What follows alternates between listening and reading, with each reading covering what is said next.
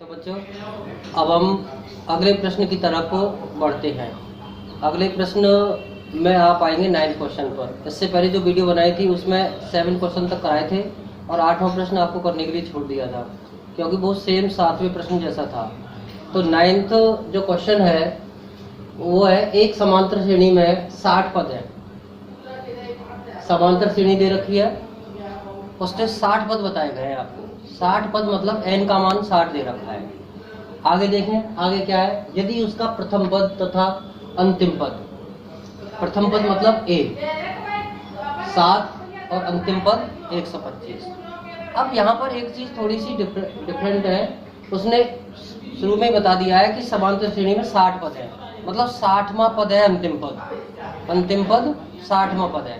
तो a 60 बराबर है 125 और प्रथम पद दे रखा है आपका 7। पूछा क्या है इसने, 32वां पद ज्ञात कीजिए। अब जब हम 32वां पद ज्ञात करेंगे तो 32वें पद का मतलब क्या है, 32वां पद निकालेंगे तो उसका मतलब है a + 31d ज्ञात कर रहे हैं, a + 31d। जैसे कि मैं हर बार बताता हूँ आपको, हर प्रश्न में a और d का मान ज्ञात करना है। इस प्रश्न में तो a का मान दिया है, आप सबसे पहले d का मान निकालेंगे और d का मान जब निकल कर आ जाएगा तो a 32 बराबर a + 31d में उसका मान रख देंगे। जैसे देखिए, एक समांतर श्रेणी में 60 पद है यानी n बराबर 60 है। उसका प्रथम पद यानी a, अंतिम पद यानी l और an दोनों बराबर होते हैं। 7 और 125 है तो उसका 32वां पद ज्ञात कीजिए। यहाँ मैंने निकाल दिया है प्रथम पद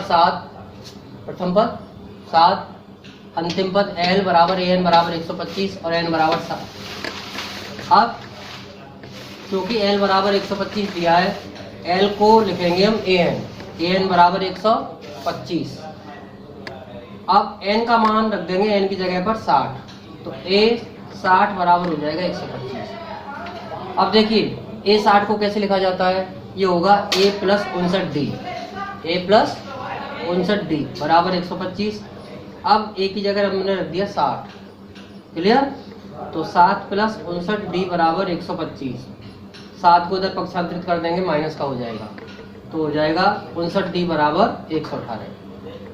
125 में 7 घटाएंगे, यहाँ d का मान निकाल देंगे 118/59 और 59 का भाग देंगे 118 में, तो d का मान आ जाएगा 2। d का मान क्या आ गया, 2। अब d का मान जैसे ही आएगा उसके बाद हमें देखना है, a का मान तो पहले है ही, तो 32वां पद ज्ञात करना है। तो a 32 का मतलब होता है a + 31d।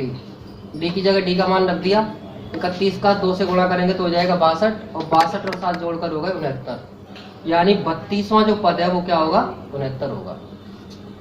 ये तो हो गया आपका 9वां प्रश्न। अब 10वें प्रश्न जो है वो थोड़ा सा अलग प्रकार का प्रश्न है और इसमें मैं जो आपको 4 पद बताऊंगा वो आपको स्पेशल याद रखने हैं, क्योंकि इन्हीं 4 पदों से, संख्याओं से ही सवाल सरल तरीके से होगा। इसके अलावा मानोगे आप तो हो सकता है फंस जाओगे प्रश्न में। तो देखिए प्रश्न क्या है, 10वां सवाल है, 4 संख्याएं समांतर श्रेणी में है, यानी जो संख्याएं आप मानोगे वो समांतर श्रेणी में होनी चाहिए।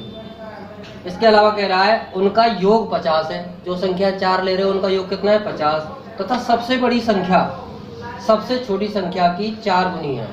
उसमें जो सबसे बड़ी संख्या होगी वो सबसे बाद में आएगी और सबसे छोटी संख्या होगी वो सबसे पहले। तो उन दोनों संख्याओं का अंतर कितना होना चाहिए, 4 गुने में होना चाहिए अंतर। तो संख्या ज्ञात कीजिए, ये संख्या ज्ञात करनी है आपको। तो देखिए सबसे पहले हम बात कर रहे हैं, उसने कहा है 4 संख्याएं समांतर श्रेणी में है, तो 4 संख्याएं मानेंगे जो समांतर श्रेणी में है। मैंने क्या मानी है, माना 4 संख्याएं a - 3d, a - d, a - 3d, a + d, a + 3d, ये 4 संख्याएं हो गई। कौन कौन सी, पहली संख्या क्या मानी है, a - 3d, दूसरी a - d और तीसरी a + d और चौथी a + 3d।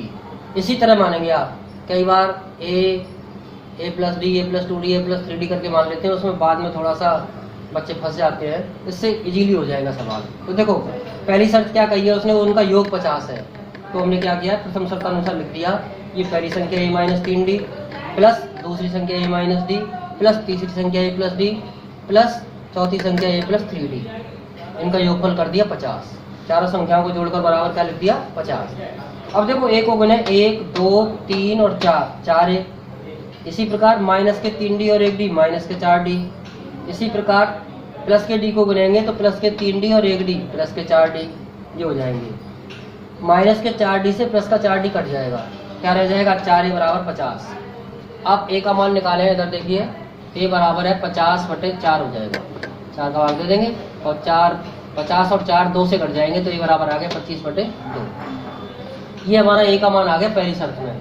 अब दूसरी शर्त देखें। दूसरी शर्त का मतलब दूसरा जो वाक्य दे रखा है उसने क्या दिया है, उसने बताया है सबसे बड़ी संख्या सबसे छोटी संख्या की 4 गुनी है। सबसे बड़ी संख्या कौन सी है आपकी a + 3d।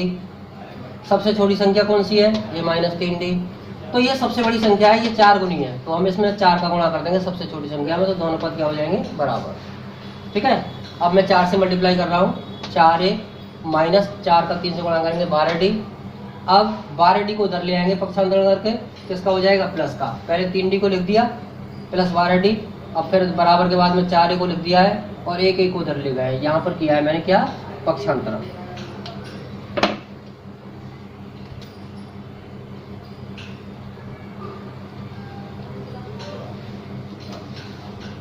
ठीक है, ये हो गया आपका पक्षांतरण। अब 4a में से 1d घटाएंगे, 1 घटाएंगे तो 3a बचेंगे और ये 12 और 3 15 हो जाएंगे। अब यहाँ पर a का मान रखा है मैंने, क्योंकि a का मान हमारे पास निकाल लिया है 25/2। 25 का 3 से गुणा करेंगे 75/2। अब d का मान निकालेंगे तो 15 का इसमें भाग लगेगा। भाग जब देंगे तो संख्या उल्टी हो जाएगी, ये 1/15 और 15 और 75 दोनों को काट दिया है। 15 का एक बार 15 से काटा है और ये 15 लिखा हुआ है, ये 15 एकम 15 और 15 5 75, यानी आ गया 5 एकम 5 और 2 एकम 2। डी का मान आ जाएगा 5/2। तो ए और डी के मान आ गए। अब हमें पहली संख्या, दूसरी संख्या, तीसरी संख्या और चौथी संख्या निकालनी है। तो सबसे पहले प्रथम संख्या क्या मानी थी हमने a - 3d। a की जगह रख दिया 25/2 माइनस 3, d की जगह 5/2। इन दोनों का गुणा किया तो हो जाएगा 5 या 15/2। अब लघुत्तम लेंगे तो 2 आएगा। 25 - 15, 25 में से 15 घटाएंगे तो क्या आ जाएगा 10/2 और 10 में 2 का भाग देंगे तो क्या आ जाएगा 5। तो ये आ गई पहली संख्या 5। अब दूसरी निकालें तो दूसरी संख्या क्या है a - d। a की जगह 25/2 रख दिया माइनस d की जगह 5/2, तो ये हो गया लघुत्तम इसका 2। 25 - 5 आ जाएगा 20/2 और 2 का भाग देंगे बीच में तो क्या आ जाएगा 10। तो ये आ गई दूसरी संख्या 10। अब तृतीय संख्या निकालें a + d है, मान रख दिए 25/2 और 5/2, दोनों का लघुत्तम लिया 2। 25 + 5 आएगा ऊपर, 25 और 5 हो जाएंगे 30, 30 में 2 का भाग देंगे आएगा 15। ये तीसरी आ गई। चौथी संख्या निकालें a + 3d। a का मान प्लस 3, d का मान 5/2, इन दोनों का मल्टीप्लाई कर दिया 5 या 15/2 और लघुत्तम लेंगे तो आएगा 2, ऊपर आएगा 25 + 15 हो जाएंगे जोड़कर 40, 40 में 2 को भाग देंगे 20। इस तरह AP की जो 4 संख्याएं आई हैं वो आप देख रहे हैं। पहली संख्या कितनी आई 5, दूसरी 10, तीसरी 15 और चौथी 20। अब आप खुद भी चेक करके देख सकते हो इसको। उसने जैसे कहा है कि 4 संख्याओं का योग 50 है, 4 संख्याओं का योग 50 है, तो इन सब चारों संख्याओं को जोड़कर देखें तो योग 50 आएगा। और उसने कहा था सबसे बड़ी जो संख्या है वो सबसे छोटी संख्या की 4 गुनी है। सबसे छोटी संख्या 5 है और सबसे बड़ी संख्या 20 है, तो सबसे छोटी संख्या का 4 गुना करके देखिए सबसे बड़ी संख्या के बराबर आ जाएगा।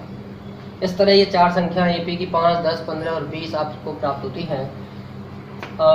मैं समझता हूँ आपको ये समझ में आ गया होगा। इसका स्क्रीनशॉट लेकर अपने पास रखेंगे और केयर भी करते रहेंगे। वीडियो समझ में आता है, पसंद आता है तो आप इसको लाइक करें, चैनल को सब्सक्राइब करें। यदि कोई आपको कमी लगती है तो कमेंट्स जरूर करें। थैंक्स।